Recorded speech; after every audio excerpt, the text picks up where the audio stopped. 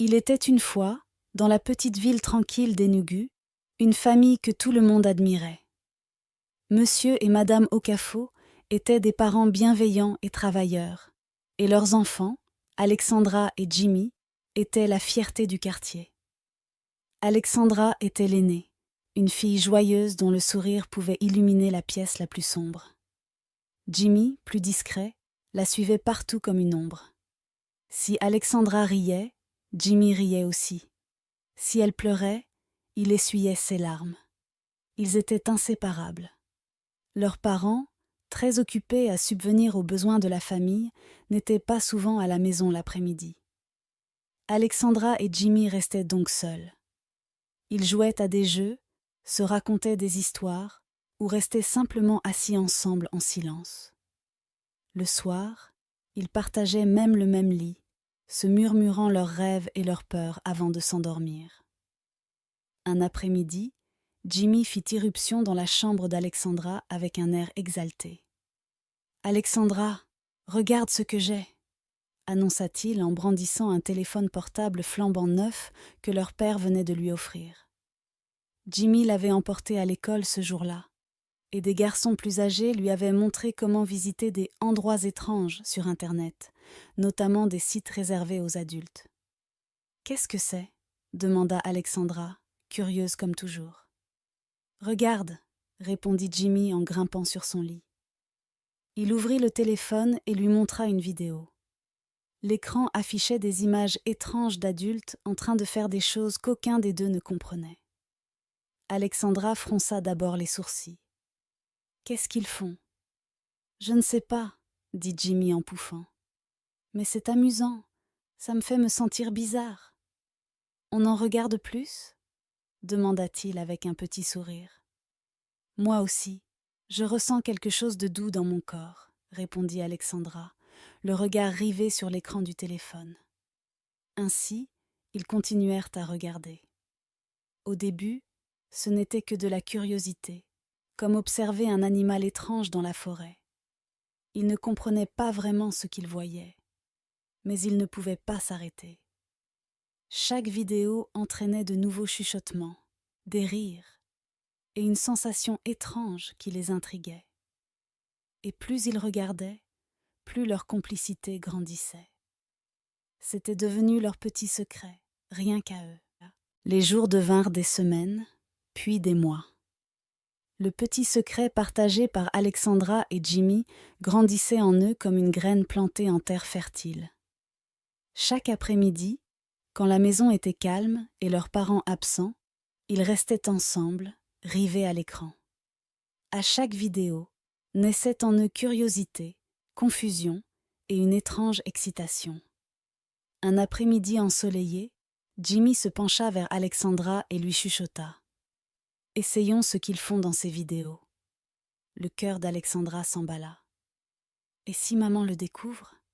murmura-t-elle d'une voix à peine audible. « Elle ne le saura pas, » répondit Jimmy avec confiance. « C'est juste toi et moi. » Alexandra hésita, le cerveau en ébullition, mais elle avait confiance en Jimmy. Il était son ombre, son complice en toutes choses. Lentement, elle hocha la tête, et tous deux décidèrent d'imiter ce qu'il avait vu. Au début, c'était comme un jeu un peu fou. Alexandra s'allongeait sur le lit, un sourire nerveux sur les lèvres, tandis que Jimmy essayait de reproduire les gestes aperçus dans les vidéos. Il plaisantait et s'arrêtait dès que l'un d'eux se sentait trop effrayé. Mais, à partir de ce jour, ils ne purent plus s'arrêter. Chaque après-midi, puis même certaines nuits, leur curiosité grandissait. Dormant dans la même chambre et le même lit, ils en vinrent à poursuivre ces expériences à l'insu de leurs parents. « Ça fait un peu mal », se plaignait Alexandra. Alors Jimmy, déjà emporté par ce qu'il ressentait, posait parfois la main sur sa bouche pour l'empêcher de crier. Monsieur et Madame Okafo dormaient dans leur propre chambre sans se douter de rien. Persuadés que Jimmy et Alexandra dormaient profondément, ils les laissaient tranquilles.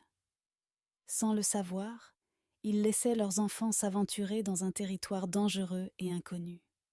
Les années passèrent, et lorsqu'Alexandra eut 14 ans et Jimmy 12, leur secret était devenu plus profond qu'ils ne l'auraient jamais imaginé. Ce n'était plus un jeu, mais quelque chose dont ils ne savaient plus comment se libérer. La nuit, allongée dans son lit, Alexandra sentait une lourdeur dans sa poitrine. « Jimmy, tu crois que c'est mal ?» lui chuchota-t-elle un soir. Jimmy garda le silence un moment avant de répondre. « C'est juste nous, Alexandra. Personne d'autre ne le saura. » Leur lien, autrefois innocent et pur, les emprisonnait à présent. Ils ne savaient plus comment déchirer le voile de secret qu'ils avaient tissé, et ils restaient silencieux, portant ce poids comme une pierre lourde dans leur cœur. La maison, autrefois paisible et accueillante, leur paraissait désormais une cage. De nouveau, quelques années passèrent. À 18 ans, Alexandra était devenue une belle jeune femme.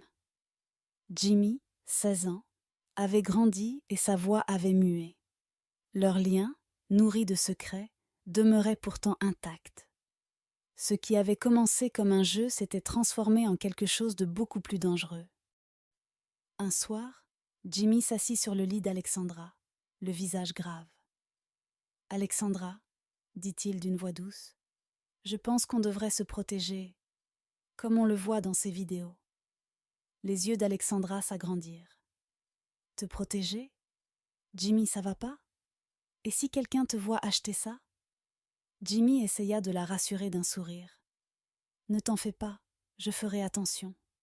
Personne ne saura. » Le lendemain, Jimmy se rendit à la pharmacie, le cœur battant à tout rompre. La pharmacienne lui remit la petite boîte sans même le regarder. Soulagé, il rentra en hâte, dissimulant soigneusement l'objet dans sa poche. Mais en entrant au salon, il ne remarqua pas qu'il laissait tomber la boîte sur le sol. « Jimmy, qu'est-ce que c'est que ça ?» La voix tonitruante de M. Okafo résonna dans toute la maison. Il tenait le paquet à la main, les yeux emplis de soupçons. Le sang de Jimmy se glaça. Il chercha une excuse. « C'est pour un TP de science ?» balbutia-t-il. M. Okafo fronça les sourcils, mais n'insista pas davantage. « Fais attention à ce que tu fais entrer dans cette maison » gronda-t-il en jetant le paquet sur la table.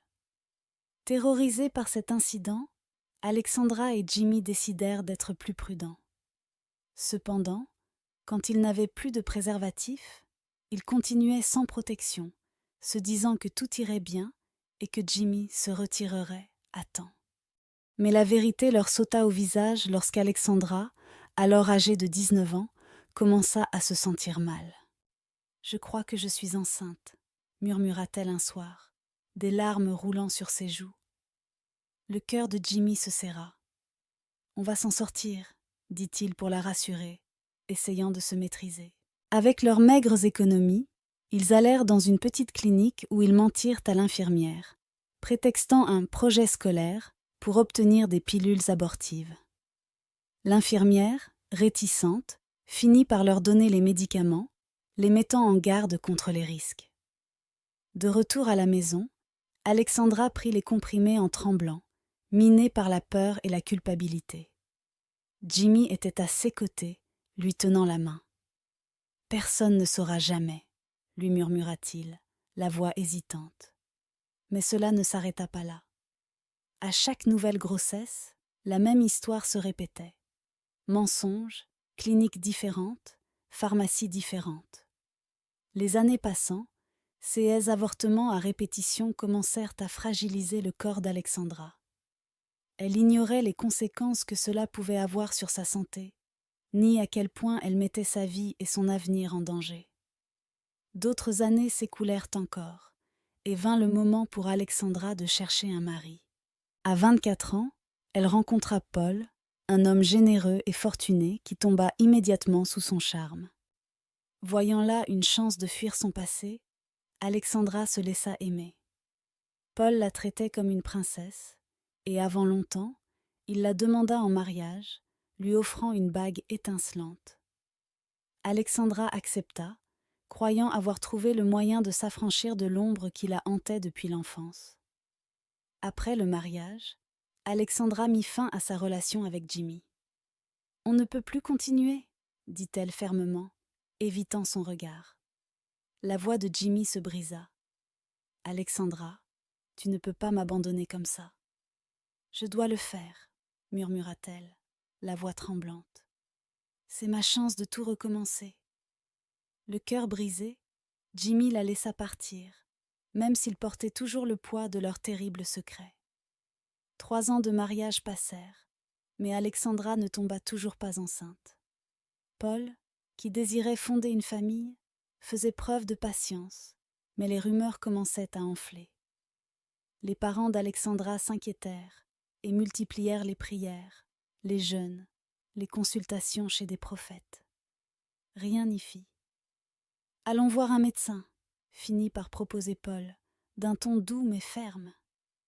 Après de nombreux examens chez différents spécialistes, ils reçurent la même réponse dévastatrice. Finalement, un médecin bienveillant s'assit face à elle et expliqua. « Madame, votre utérus a été gravement endommagé par des avortements répétés. Il se pourrait que vous ne puissiez plus concevoir. » 16 mots retentirent dans l'esprit d'Alexandra comme un coup de tonnerre.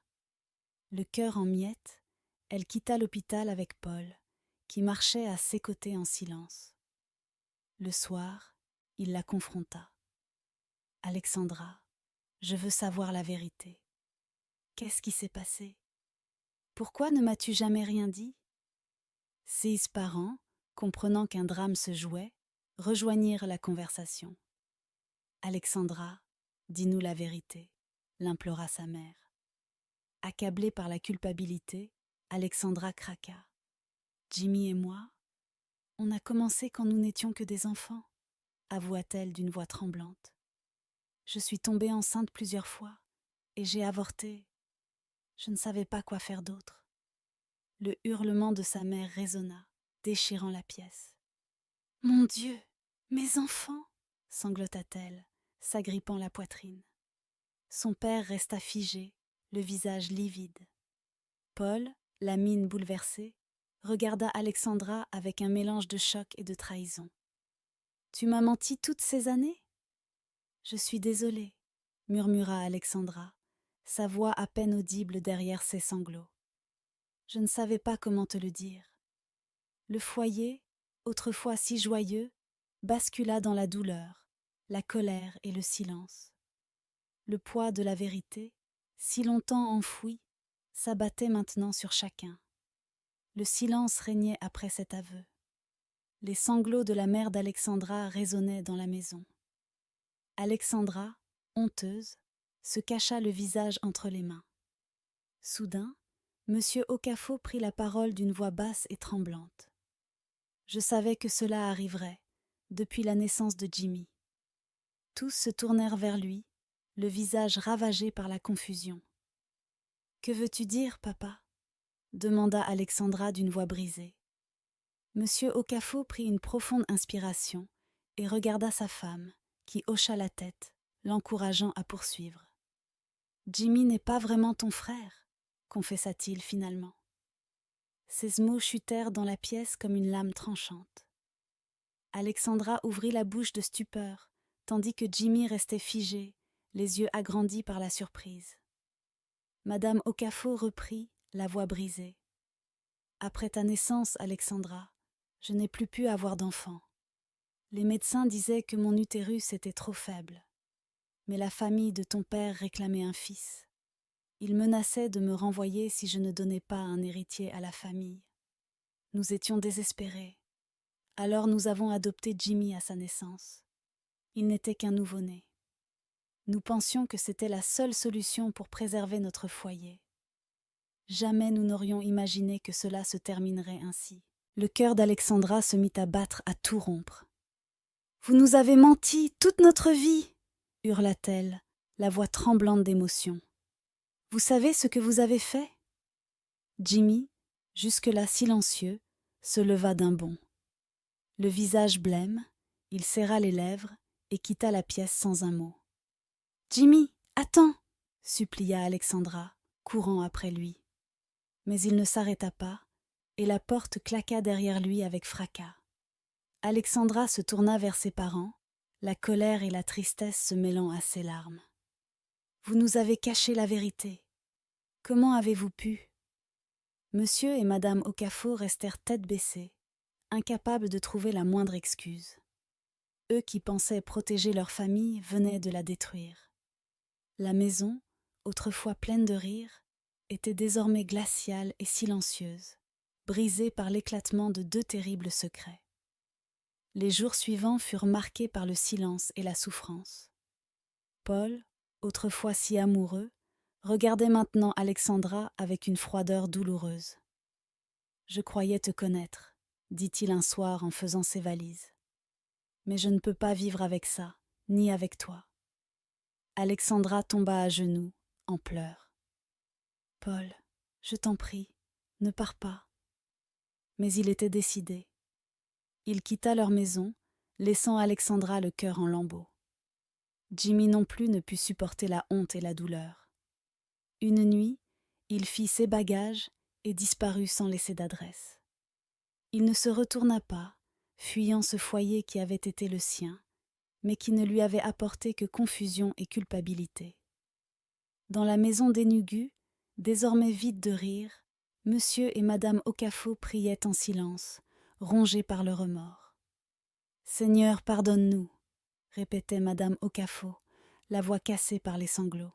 « Nous avons voulu protéger notre famille, mais nous l'avons détruite. » Alexandra, seule et sans enfant, errait dans les souvenirs de ses choix passés. Elle revoyait les rires qu'elle partageait avec Jimmy, les secrets qu'ils échangeaient, les mensonges répétés. Tout la hantait, comme une ombre impossible à fuir. Son corps, affaibli par tant d'avortements, lui rappelait chaque jour les conséquences de ses actes. La famille Okafor, autrefois admirée pour sa proximité, avait volé en éclats sous le poids de ses non-dits. Et le quartier chuchotait leur histoire comme un avertissement. Voilà ce qui arrive quand des parents n'ouvrent pas les yeux sur la vie de leurs enfants et laissent des secrets grandir dans l'obscurité. Cette histoire nous enseigne qu'aussi soigneusement que l'on puisse cacher un secret, il finit toujours par refaire surface. Et lorsque la vérité éclate, elle emporte tout sur son passage. Il faut apprendre à guider nos enfants, à leur enseigner le bien et le mal, et à les protéger non seulement des dangers du monde extérieur, mais aussi de ceux qui menacent au sein même du foyer. Car quand les fondations d'une famille se fissurent, il est presque impossible d'en recoller parfaitement les morceaux. Parents, ouvrez l'œil. Ne laissez pas les secrets détruire votre famille. Ils finissent toujours par vous rattraper. J'espère que cette histoire vous a plu. Abonnez-vous à la chaîne pour découvrir d'autres récits aussi captivants que celui-ci. Si vous avez aimé l'histoire, laissez-nous un commentaire pour nous encourager. Merci.